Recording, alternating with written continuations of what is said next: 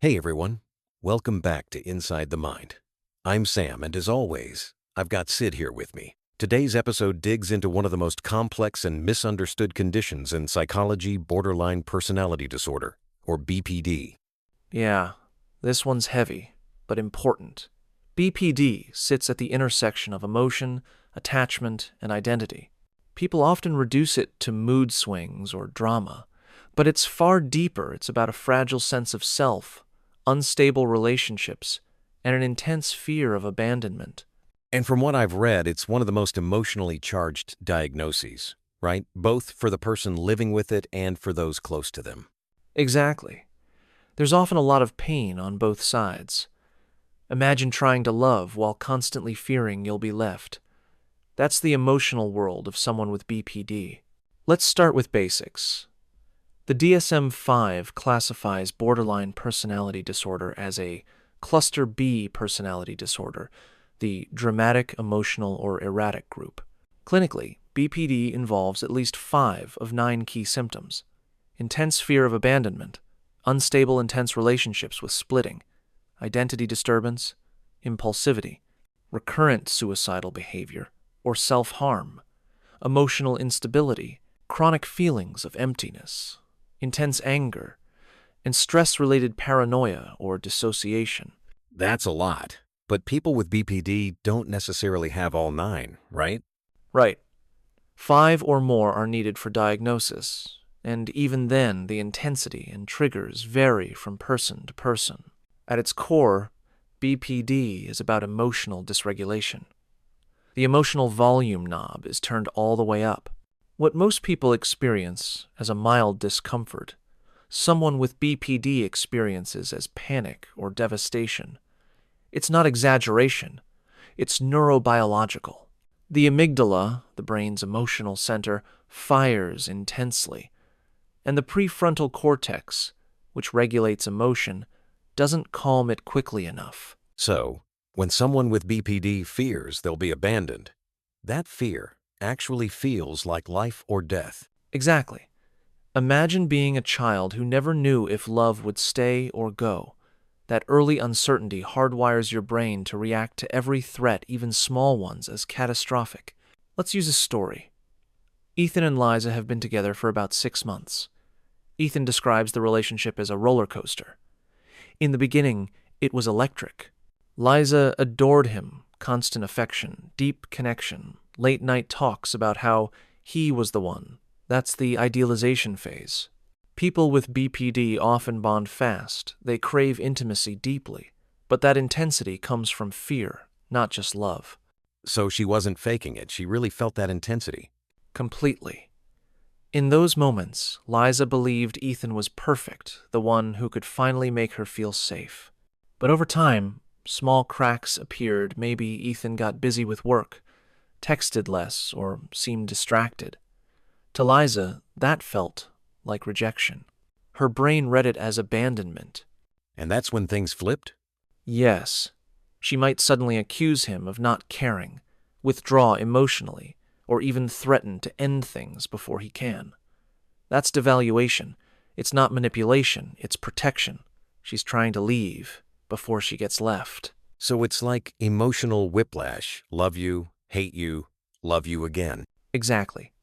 Ethan, on the other hand, starts feeling confused.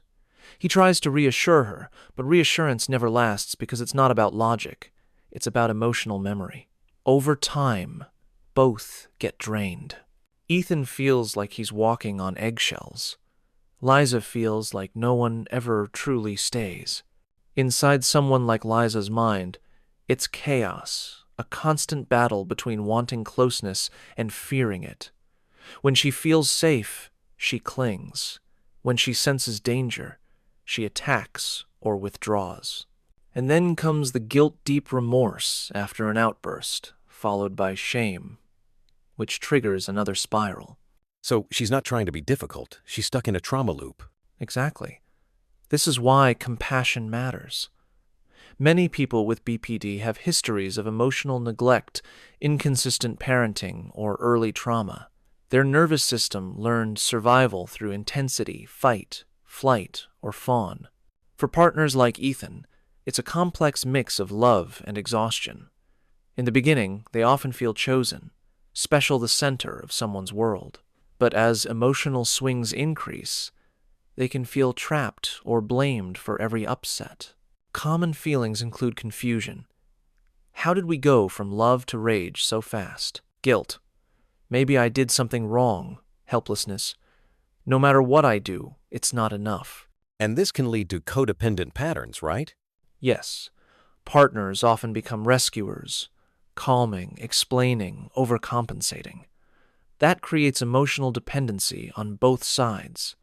The partner fears conflict. The person with BPD fears abandonment. Together, it becomes a cycle of reassurance and rupture.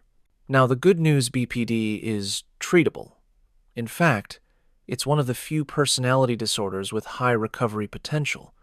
The most proven treatment is dialectical behavior therapy, DBT, created by Dr. Marcia Linehan. It teaches 4 core skills: mindfulness, distress tolerance, emotion regulation, and interpersonal effectiveness. That's interesting. It's like teaching emotional literacy step by step. Exactly. It's retraining the brain. Therapy helps create new pathways where calm replaces chaos. Other approaches like schema therapy, mentalization-based therapy, MBT, and cognitive behavioral therapy, CBT, also help. And for partners, psychoeducation is key: learning not to take everything personally and to set clear, consistent boundaries. The most powerful message in BPD recovery is this: you're not broken, you're dysregulated. Emotions that were once survival mechanisms can be unlearned through safety and consistency. People with BPD can become deeply empathetic, intuitive, and self-aware once they learn emotional regulation. Many go on to help others heal. That's beautiful. From chaos to clarity. Exactly.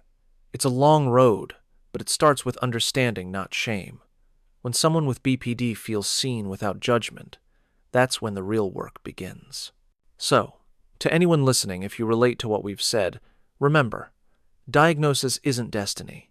BPD is manageable. And if you love someone with it, compassion and boundaries can coexist. Encourage therapy, celebrate small wins, and protect your own peace, too. That's a powerful note to end on. Emotional storms don't define a person; how they learn to navigate them does. Exactly. The goal isn't to erase intensity, it's to channel it. Because people with BPD feel deeply, and that same depth can become their strength once it's grounded. Thanks for listening to Inside the Mind. This was Sid and Sam, talking about borderline personality disorder, the storm, the struggle, and the hope. If this episode brought insight or comfort, remember, awareness is the first step toward healing. And healing is possible. Stay curious, stay kind,